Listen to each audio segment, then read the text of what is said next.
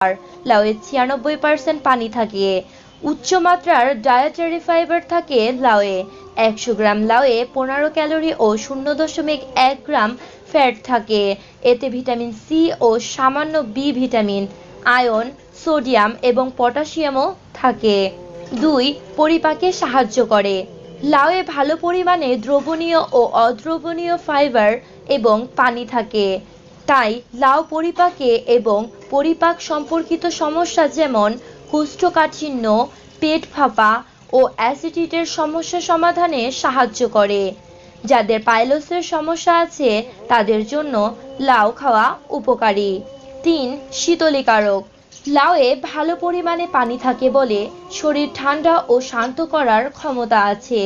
তাই গরমের সময় লাউ খাওয়া উপকারী, বিশেষ করে যারা প্রখর সূর্যতাপে কাজ করেন তাদের হিট স্ট্রোক প্রতিরোধে সাহায্য